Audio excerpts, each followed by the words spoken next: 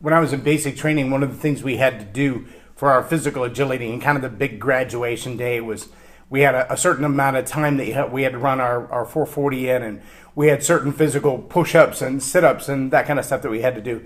But one of those things was a competition, one flight against another flight in tug of war.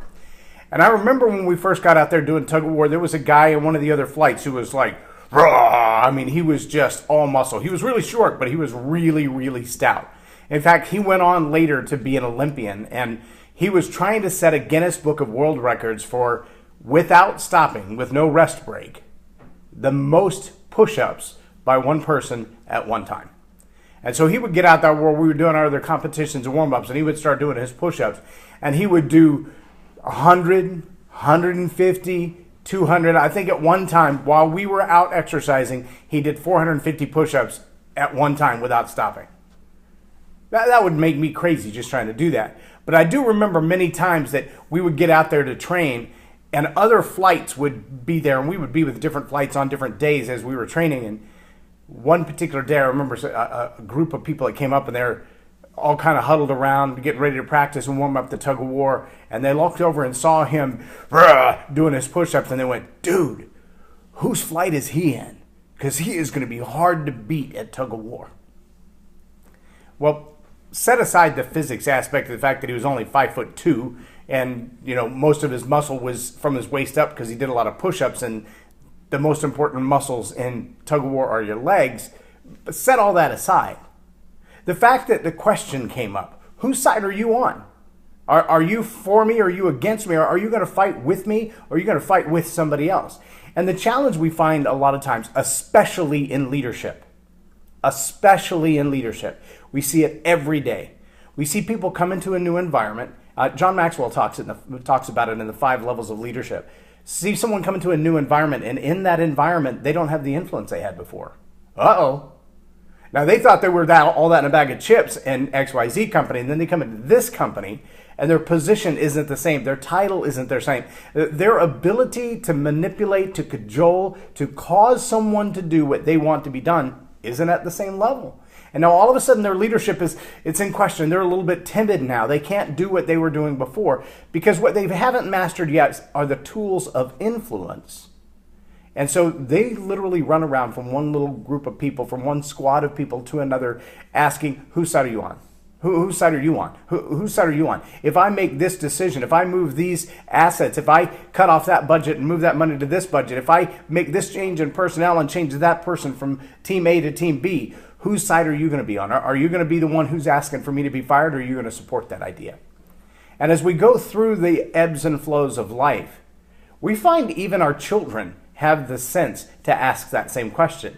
Have you ever had a child come to you and ask you for something, and they'll say, Daddy, can I have, or Mommy, can I have? And Dad or Mom go, no, you're not going to get that. Of course you can't have 3 ice creams 15 minutes before dinner. No, that's just a silly question. Why would you even ask?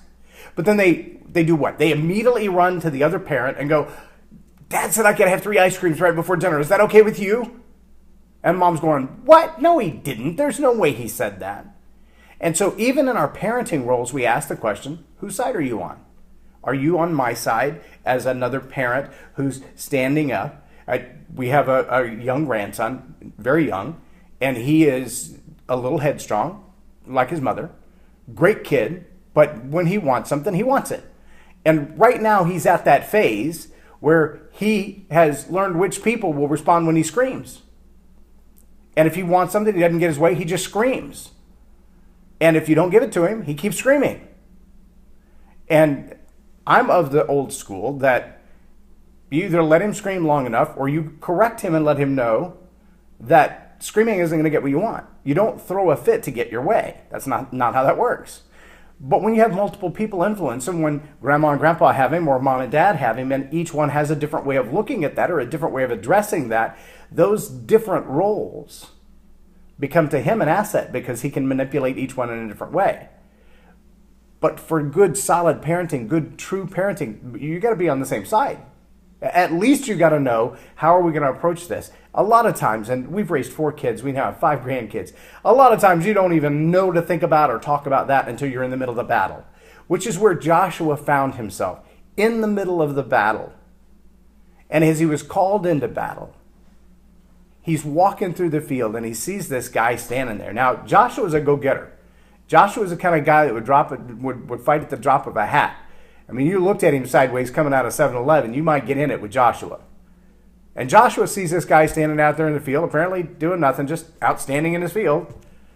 And Joshua walks up and he's like, yo, who you with? Whose side are you on? Are you a spy for the enemy? Are you here to fight on my side? Because you look pretty good. I mean, like, come on, I got a space for you. And the answer he got was not what he expected. You see, as leaders, sometimes we want that would-be powerhouse, that great new salesperson, that phenomenal new marketing person. We want them to come on board and not just be a part of the organization for the benefit of the organization, but to take some ownership in our ideas, to look at what we've come up with and go, oh man, that plan is gorgeous. That's perfect. I'm going to put all of my resources, all of my talent, all of my strength, all of my wisdom and education right behind that plan. We get a new CEO and we say, hey, I want you to come in and write some checks because I got this plan. And Joshua kind of thought the same thing. He sees this big, powerful dude out standing in his field, and he says, hey, come over here. You're going to join our team.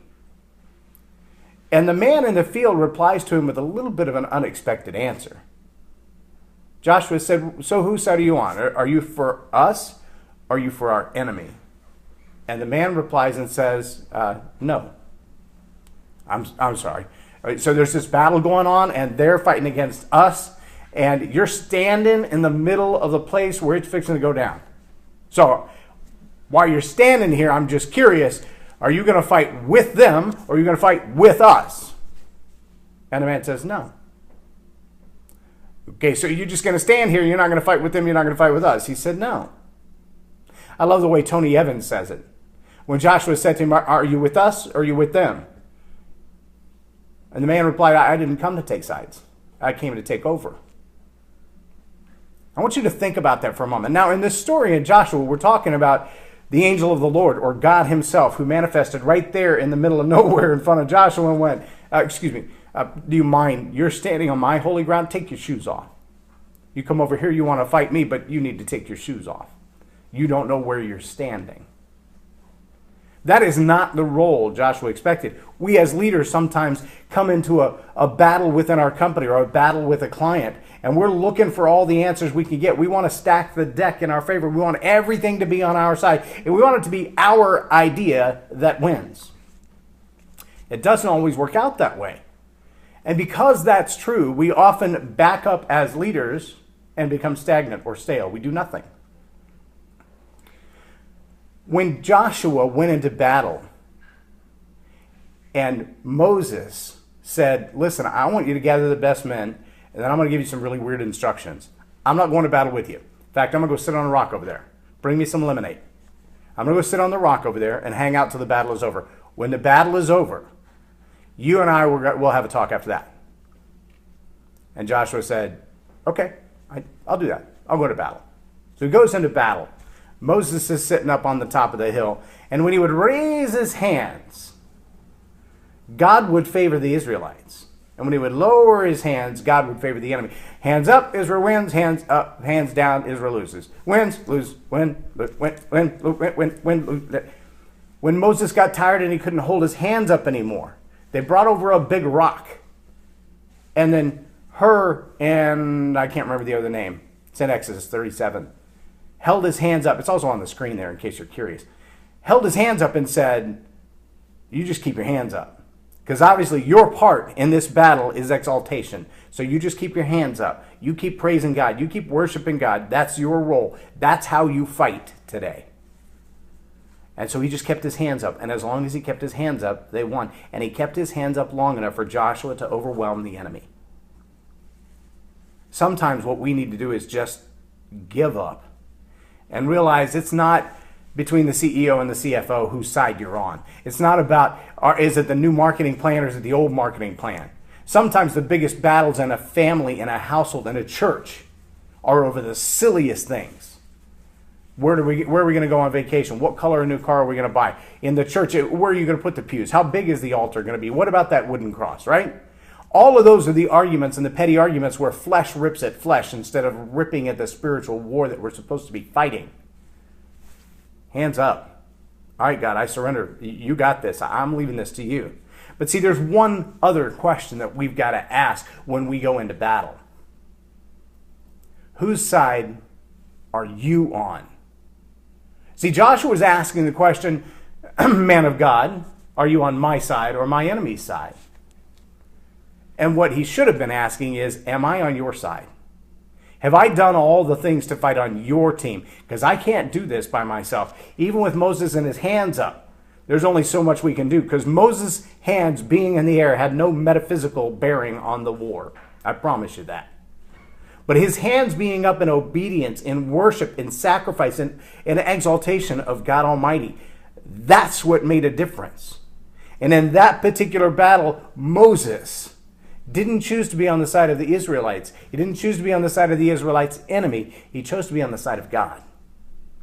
And we have to, especially as leaders, learn that our battle is not against flesh and blood. We're not warring against that other sales team. We're not warring against that other marketing idea. We're not warring against those old notions and old ways of doing things. We're not even warring against our husband or our wife or our kids or the school or the IRS. I know that sounds weird. We're not. That's not our battle. That's not who we're fighting. But sometimes we want to look at it and go, well, which church is going to get the new property? Is it that church or this church? God's got to be on somebody's side. God's going to have to decide. And the truth is, God doesn't have to decide. God is the side. But so many of our churches today, so many of our businesses today are not fighting on God's side. They're fighting all by themselves and asking God to take names. That's not going to win for anybody. We've got to reach the place where our submission to the Almighty says, I'm just here to glorify you, and you tell me how I can do that, even if it looks silly. Even if I look at this process and go, there's nothing in the normal way of doing things that looks like that. I don't know why I would do business that way. I don't know why I would buy that kind of product. I work for a group that God gave them instructions to buy television stations. And at the time that he did, they went, we don't want to be in TV. And God said, I didn't ask you that. I didn't ask you how many stations you wanted to have. I didn't ask you if you wanted to build a national network or an international network. I didn't ask you that. I asked you to obey me. And obedience looks like something different than what you already have in your imagination. And I'm telling you now, there are things that I'm beginning to see in my own life, at closer to 50 than 40. Things that I'm seeing in my life now that I know they make no sense at all. Zero. Zip, zilch, nada. But God said, okay, that's it. That's all I need to know. God said. God said it. I'm going to do it. I don't ask it to make sense. I don't ask everybody around me to agree with it. I don't ask people to look at me and go, that was the most brilliant idea I've ever seen. I try to learn to do what God says to do simply because God said to do it. I hope that at this point in my life, if I were to run into Joshua's friend standing in his field, that it wouldn't be a question of, are you on my side or are you on their side? Are you fighting for me or are you fighting against me? I believe it's Matthew 21:44. Jesus said, you either fight with me or you fight against me. You either gather with me or you scatter abroad. You're going to choose to be my enemy or you can choose to be my friend. But I got my own agenda. I don't need yours. I got my own plans. I don't need yours. I need you to execute the ones that I give you. Then he says, you'll either fall on this rock and be broken, or this rock will be broken on you. You'll be scattered like the dust. If the rock falls on you, if you find yourself in that place where judgment is coming down on you, you're going to be crushed and scattered like the dust. So here's my challenge for you today. As you go into those things in your life where big decisions have to be made, you've got to decide, will it be that college or this college? Will it be that husband or that wife? Will it be this decision for a house or that decision for a house? When you're asking that question of God, God, whose side are you on? Do you like car A or car B? Do you like house A or house B? Guy B or guy A, or girl A or girl B? Ask yourself this question, God, if it were purely your decision and I didn't have an opinion, what would your opinion be? Not, are you for us or against us? But God, how can I be on your side? Because I don't want my way. I don't want my side. I don't want my opinion to prevail. I want yours. Will you ask that question today? Will you be honest with yourself when you say, I have what I want. I think I got it all laid out. I got my menu. But I'm really ready to scrap the whole thing if God says, we're not having sushi today, so nothing on the sushi menu matters. We're going to KFC. Are you willing to do that? That's my challenge for you today. I am J Loren Norris, and you've been watching Tell It Like It Is TV. Have a blessed day.